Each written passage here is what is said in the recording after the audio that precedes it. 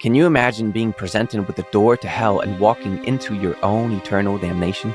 Well, that's almost what happened to Joshua, but before judging him, hear his story.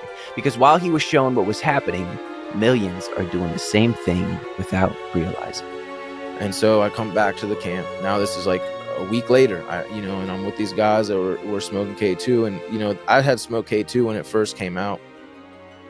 And I hated it. But I remember these guys would be so out of their minds, it intrigued me. Because I'm like, dude, there's no way y'all are like, this stuff is nothing. What do you guys, and they would be like out their minds, like acting weird. And so I was like, there's no way this stuff gets people high like this.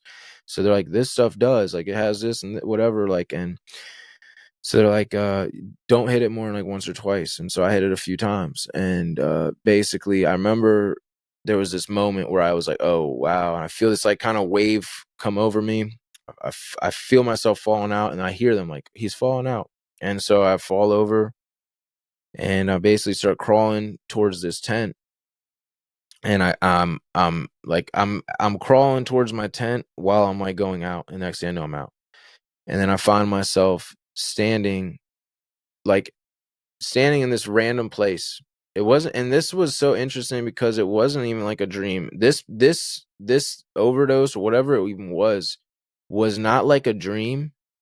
It was like nothing I had experienced before. It was like all of a sudden I was just in another place, and I was just standing at this place. And when I looked, there's demons like standing in a line, like it was like a hallway, and they're on both sides of this hallway, like, and they had these brown robes. Some of them are short, some of them are tall, ugly demons, like something you'd see in a movie. These weird looking, just deformed.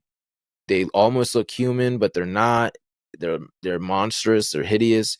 They have these big grins. They're all standing there facing each other, but they're like looking at me like they're excited to see me.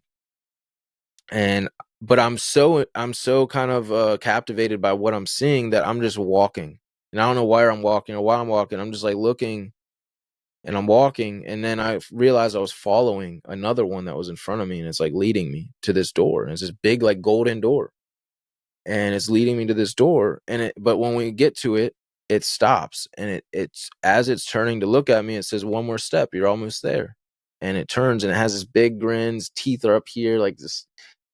And I said, oh hell no. And I turn around, and I wake up, and I'm in a pool of sweat, like just drenched sweat.